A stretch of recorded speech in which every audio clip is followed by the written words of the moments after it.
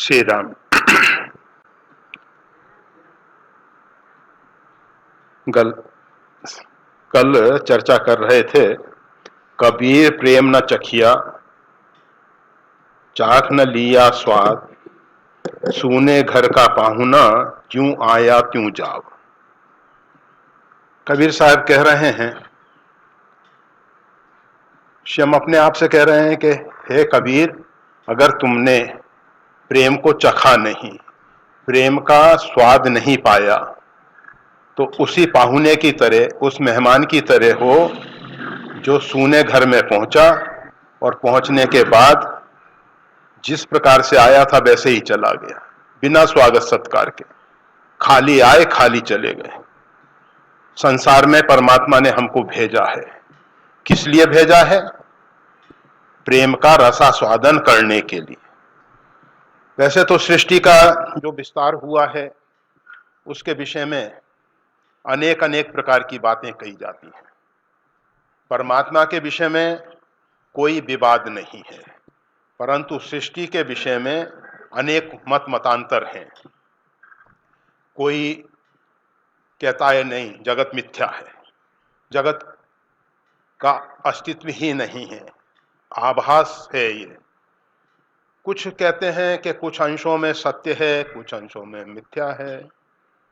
जगत की उत्पत्ति के विषय में भी अनेक अनेक प्रकार की बातें की जाती हैं।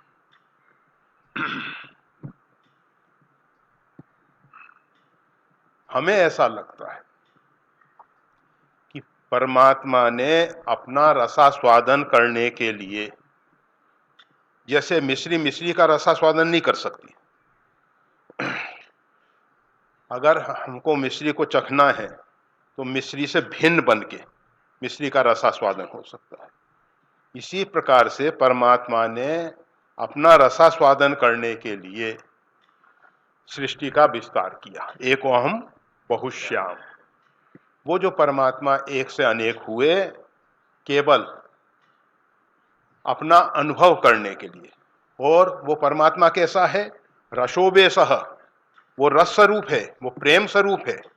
प्रेम ही परमात्मा का स्वरूप है। वैसे गोस्वामी तुलसीदास जी स्पष्ट कर देते हैं, जानत प्रीत की रीत रघुराई, नीत प्रीत परमारथ स्वारथ, को न राम सम जान यथारथ। परमात्मा श्री राम के समान यथार्थ रूप में प्रेम को कोई नहीं जानता है।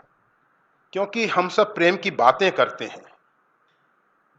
जिस समय भरत जी महाराज भरद्वाज आश्रम में पहुंचते हैं तो भरद्वाज जी ने एक बात कही कि हमने प्रेम के विषय में बहुत कुछ सुना था, चर्चाएं होती थी प्रेम की, परंतु प्रेम का सही स्वरूप समझ में नहीं आता था, प्रेम है क्या। परंतु आज हमारा अहोभाग्य है कि राम जी का प्रेम स्वरूप आपका दर्शन हुआ। भरत जो है प्रेम मूर्ति हैं, साक्षात प्रेम की मूर्ति हैं, जिन्होंने अपने आप को परमात्मा की छाया बना दिया है। छाया में अपना कुछ नहीं है। जिस प्रकार से व्यक्ति करता है वो सब छाया में दिखाई देता है, पर छाया का उसमें कुछ कार्य नहीं होता है। हम हाथ उठाते हैं तो छाया में हाथ उठता हुआ दिखाई देता है, हम लेटते हैं तो छाया लेटती नजर आती है। मतलब प्रत्येक क्रियाकलाप जो है वो छाया में दिखाई देते हैं। इसी प्रकार से जिसने अपने अहंकार को संपूर्ण रूपेण गला दिया है वही प्रेम कर सकता है। जिसके अंदर अहंकार है ही नहीं, हम सबके अंदर अहंकार भरा हुआ है।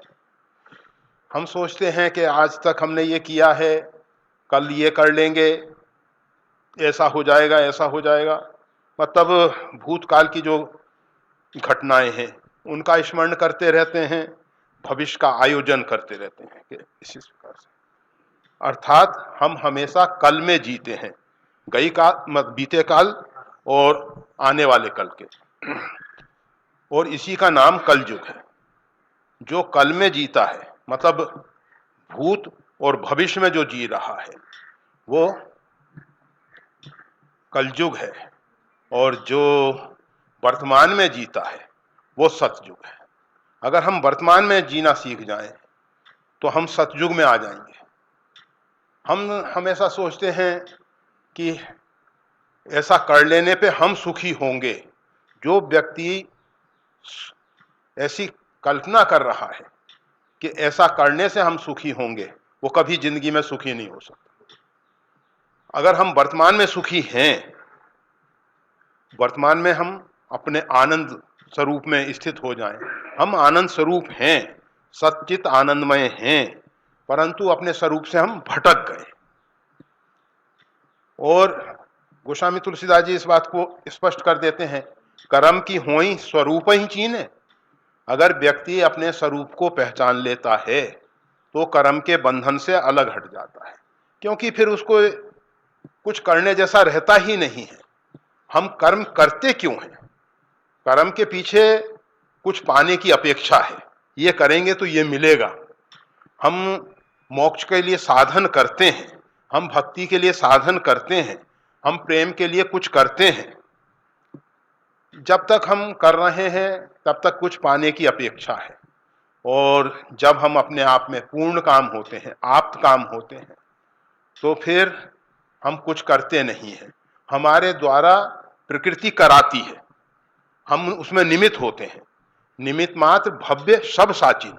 गीता में भगवान कहते हैं कि अर्जुन, तू केवल निमित्त मात्र हो। ये महाभारत का जो खेल है, युद्ध है, ये सब मेरे द्वारा संकल्प में पूर्व रचित है। तुम इसमें केवल निमित्त मात्र बन जाओ। ये संसार और कुछ नहीं है, ये परमात्मा का लीला विलास है। इसमें हमको केवल निमित्त मात्र बन जाना है, हमको कुछ करना नहीं है। बस जिस समय हम उस स्थिति में प्रवेश कर लेते हैं, तब हमारे अंदर प्रेम प्रकट होता है। प्रेम को चखना अर्थात प्रेम का एक बार स्पर्श कर लेना, और फिर उसके बाद उसका जो स्वाद मिलने लगा तो हम उसको छोड़ नहीं पाते। पहले हम चखते हैं, फिर उसका स्वाद मिल जाता है। जब उसका स्वाद मिल जाता है तो प्रेम से अधिक स्वादिष्ट संसार में कुछ नहीं। सबसे अधिक स्वादिष्ट है प्रेम। तो कबीर साहब कह रहे हैं, कबीर प्रेम न चखिया, चखना लिया साब, सूने घर का पाहुना, ज्यों आया त्यों जाब। जिस प्रकार से सूने घर में किसी व्यक्ति ने प्रवेश किया, वहां कोई व्यक्ति मिला नहीं, तो वो पुनः वापस लौट गया। इसी प्रकार से संसार में हम आए हैं प्रेम रस को पाने के लिए। अगर हम बिना प्रेम पाए चले जाते हैं तो समझ लेना चाहिए कि हम खाली हाथ आए, खाली हाथ चले गए। वैसे तो लोग कहा करते हैं, मुट्ठी बांध के आया जगत में, हाथ पसारे जाएगा। हम बहुत कुछ पूर्वकृत कर्मों का फल भोगने के लिए आए हैं।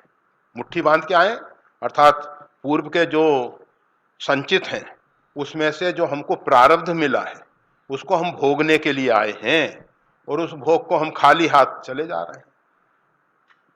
परंतु मानव वह है, खाली हाथ नहीं जाता है, वो परिपूर्ण होके जाता है, परमात्मा से भर के जाता है, प्रेम रस में भर के जाता है, भक्ति में डूब के जाता है। मतलब भक्ति में ओतप्रोत हो जाता है, अंदर बाहर सब जगह भक्ति ही भक्ति, प्रेम ही प्रेम। तो जीवन का परम ध्येय यही है। आयु तो क्षण प्रति क्षण घटती चली जा रही है। निश्वासे नहीं विश्वासा कदारुद्धो भविष्यति। इस श्वास का विश्वास नहीं है कब रुक जाएगी, आने वाली श्वास आएगी या नहीं आएगी, इसका भी कोई भरोसा नहीं। ऐसी मतलब क्षणभंगुर देह को पाके अगर हम कोई संसार के विषय रसों में डूबे हुए हैं तो हम अपने जीवन को बर्बाद कर रहे हैं। हमको अपने जीवन में परमात्मा के प्रेम रस में डूबना है। अगर ऐसा नहीं किया तो ये मानव शरीर पाना निरर्थक हो जाएगा।